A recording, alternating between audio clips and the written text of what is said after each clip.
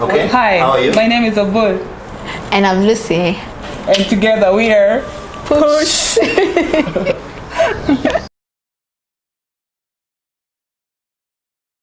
Defyhatenow. Maybe you can start by telling me, each of you can tell me your name and what's your profession or passion.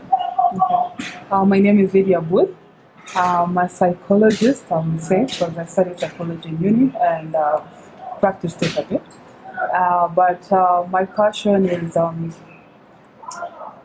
is helping people, and yeah. My name is Lucy Biel, and I studied business administration and management in uni. But whatever I'm doing currently is not really in line with what I studied in school. I'm more for helping the community and, just doing so much for our people. Yeah. So now we're talking with you because both of you actively run an organization named Push. Maybe you want to kind of tell us what that is. So Push in full is Power in Unity to Save Humanity. It's an organization that was started in 2014 to empower men, women, and children. And of course, this was started after the 2013 conflict. So that's what inspired us to actually start this organization to help our people. And continue. Yeah, so Push, apart from what Lydia has said, we try as much as we can to help our society and the community at large in many ways. In terms of sponsorship, we sponsor children to schools. In terms of youth empowerment programs, where we bring youths together and discuss a couple of issues. And also we have the Jalabia Ladies Talk, which is more of bringing young women together and seeing how we can be able to tackle the issues that we face as young women in this day and age. Yeah. Now, both of you are relatively young, and you have this organization which has the phrase "to save humanity" in the title, but also you seem to be doing a lot of ambitious. Why that? Why are you aiming so high? If I can put it in another word, yeah. Why are we aiming so high? Yeah. I believe that we all came to this world to help people. We're not here for ourselves, but for other people. So we want to help our people, especially coming from a country like South Sudan that has been in conflict. We would like to see a better South Sudan and give people hope. So that's why we are so passionate about saving humanity. Yeah, and also, as we were saying, we can help as Africans. We can help our own Africans. We don't have to wait for other people to come and help us. So yeah. And I think this theme of help is also continued in your various activities. Yeah. Yeah. Maybe you can highlight a little bit about the sponsorship program. Yeah. So basically, with the sponsorship program, started in 2014 as well, where we, sponsored one of our first children, who is now started off in class 6 and is now a Form 1 student. We'll be going to Form 2 next year. That's high school. Yeah, that's high school Form 1. So basically, we sponsor these children fully. So we cater for their school fees and even their accommodation.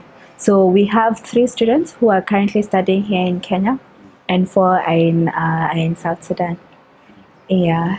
And how do you do that? Well, it's not something that is easy. It's not easy as such. It's difficult, but we have people who have well-wishers who really try and, give us, something small to really cater for their school fees. Sometimes we are forced to go down deeper into our pockets to really cater for, for their funds and yeah. And of course through fundraisers. Fundraisers as well. So every year we always have like an annual fundraiser whereby we raise money to kind of cater the workshop. I mean, the school fees. The school fees, yeah. And I think that brings me to your event, your upcoming event, which is happening on the 18th of August. Yeah. About a week or so from now. Yeah. Can you tell me and it's in Nairobi? Can you tell me a little bit about this event? So the event is a cultural event, a fundraiser, and the reason why we really thought of doing a cultural event as a fundraiser this year was because we've learned that our youth, especially our South Sudanese youth who were brought up in diaspora, have been really detached from their culture and just their community and what South Sudan is all about. And we thought of, bringing the cultural event to Kenya again for the second time and, giving people that feel of, culture, seeing cultural dances, wrestling and all that. So yeah. And also, we would like to bring our communities together. We're a diverse community in South Sudan. We have different tribes, 64 to be specific. So we like to bring the different tribes together and for everyone to showcase their cultures. And of course, to fundraise for the school fees. It's actually very interesting. You're bringing this, you're combining culture, trying to bring the diversity, and also using that vehicle to support the project that you're doing. I just wanted you to talk about, like, you seem to be, you have one leg in South Sudan and one in Kenya. Is this by design or by circumstance? I think by circumstance, I would say. Yeah. Because we were born and raised here, the two of us, And of course, we've benefited a lot from Kenya. And when we did, in 2014, when we got the kids here, we wanted to provide for them something more or something that we've also experienced, because we were able to study here and go back to help our people. And that's why when we got the children, we wanted them to get the most out of the education and go back home. Even right now, we always remind them of home, that, home is home. And never forget that. So we always encourage the children that we take care of to always think about home. And that's where they'll be after they're done in school. So I believe we can gain so much from Kenya or wherever we are, because we are scattered everywhere, South Sudanese, or we are refugees everywhere. So we just wanted to use the most education, and most of these children are traumatized. So we also wanted to remove them from that environment of trauma, and for them to just be also their mental well-being. And because one of the kids was shot in 2013, during the 2013 conflict. So that's something also that we were trying to actually remove him from that environment, for him to fully recover, even mentally, and so that he can concentrate on his education and then go back home. Maybe. But I think in the future, because we know there are many South Sudanese, not only in Kenya, but Uganda, Ethiopia, everywhere in the world. In Europe, in Europe, So we really hope and pray that in the near future we can be able to move around and really establish push in all this. But of course, home is home, and we also want to build schools there. Those are some of our visions. Exactly. To build schools in South Sudan. And do more projects there. So of course, we're doing a lot more in South Sudan. But since we're here, we're using what we can. Making the most out of the situation. And like in general, like, what do you think is the role of the South Sudanese diaspora in kind of in bringing peace to South Sudan, and also in creating a mass kind of movement of concern for the country, and then that can lead to effective projects like you're doing, but also can lead to healthy conversations. What do you think is that role? What are the things that the diaspora can do? I think what they can do, the fact that they're not in South Sudan at the moment, just like us, we had to take it upon ourselves and really learn that it's just not about us. There's so many other, our children of, you get what I mean? So it's just for them to really take it upon themselves and really learn that one day, one time, they'll have to go back home. One day, one time, their children will have to go back home. So this is a time to really take up the resources that we have and really make a good use of it for a better future for South Sudan, where now we can all go back and, Is it happening now? Are more people doing that? People are trying. We really feel like people are really trying. There's that wake-up call that, our South Sudanese people have really gotten, and we've seen people actively trying to do stuff to better South Sudan. The people in diaspora are an advantage. They were able to learn, to get education in a peaceful environment compared to people who are back home. And we also we have technology nowadays, the social media, whereby they can spread good messages of peace on social media to kind of reach out to everyone. And like she was saying, that there are a lot of people who are going back home, and there are other people who are still out there, but they want to help people back home. So they're trying to reach out to already organizations that are doing something. And I think that's also a good way to help people back home. That outreach, you can either come, but you can also, if you can't come, you can also contribute Yes, you can, positively exactly. in other ways. This theme of social media and sharing, like there have been a lot of someone can say with good evidence that there have been a lot of also not so good messages coming from the diaspora communities, especially on social media, and that's why actually the work defyhatenow times is important. Why do you think that is? And then what can we do to prevent the spread of sometimes fake news or hate speech online? I think it's about educating people of what's happening in the country, because you find the people who are spreading this hate speech are talking bad are people who are not actually in South Sudan, and they're getting information from third parties who are trying to just propaganda. So I think if our people continue showing positive things about our country, and also educating people on the disadvantages of the hate speech or negative messages and how it can destroy our country, then I think that can help to prevent that. So more of educating people on the negative, the consequences of the negative messages.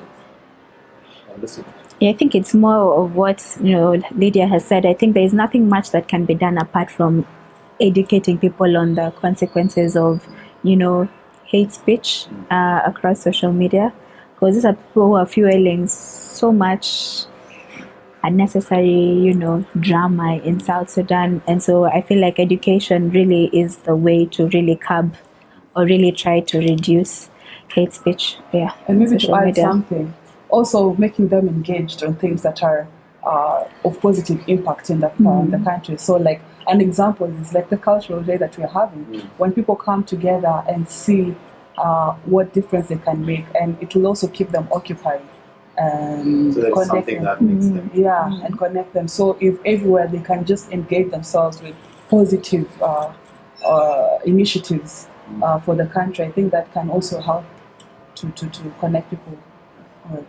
Now one thing which is kind of like very obvious to me, I think to everyone, both of you are women, and you also youth, and these two groups, I think at times in South Sudan their struggles intertwine.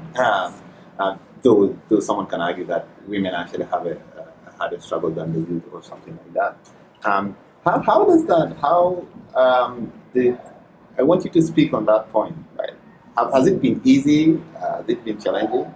Or do you guys also feel that because of your identity you have to advocate for these two groups?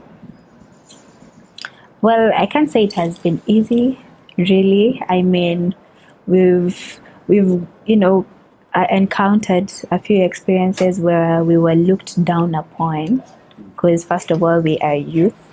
With our South Sudan culture, or really probably maybe the African culture, when something is being done by the young, people really don't take it seriously.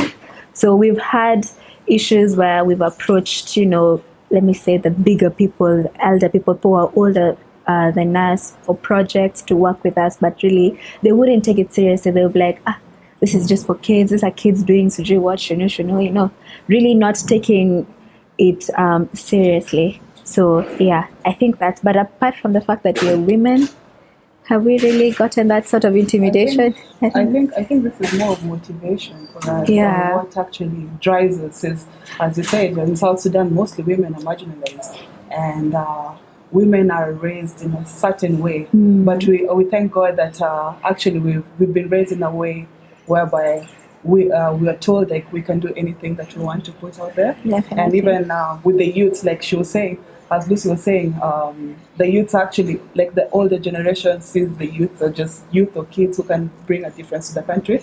So I think we're trying to defy that, I would say, and the stereotypes and send out that message that, we can do it. There's so much we can do it. And also empower our women since Yeah. they are really marginalized. Yeah. So just like I just wanted to kind of get your views. I just wanted you to kind of also make a call for everyone who's watching this video about the cultural day. And then I wanted to get like, what are your aspirations for peace in South Sudan? Given that just less than a week ago there was a peace agreement that was signed in Khartoum, and there are a lot of celebrations held.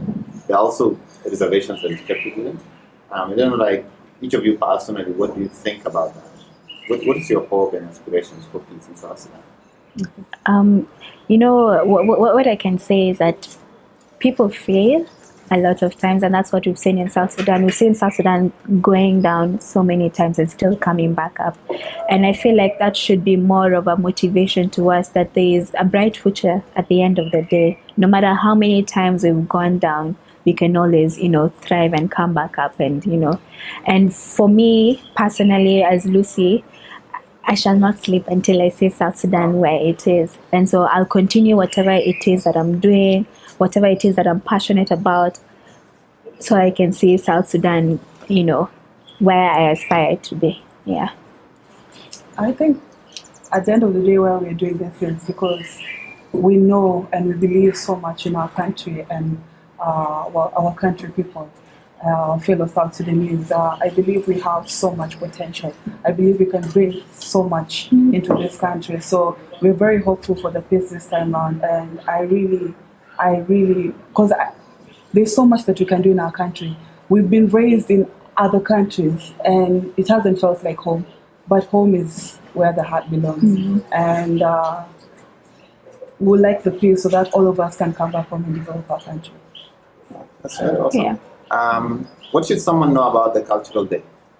If I'm just watching this video, what should I know? How can I get there? So, on the 18th of August, we have a cultural day at Ligindogo from 10 p.m. to 6, from 10 a.m. to 6 p.m. And it's going to be full of different cultural dances. There'll be wrestling, South Sudanese wrestling. There will be authentic foods, South Sudanese food being sold, and so it's on Gong Road. Make all roads should lead there on the 18th of August, and That's it. Probably don't forget your good vibes. Come with lots of peace and happiness, and be ready to unite with other people. Yeah. Thank you.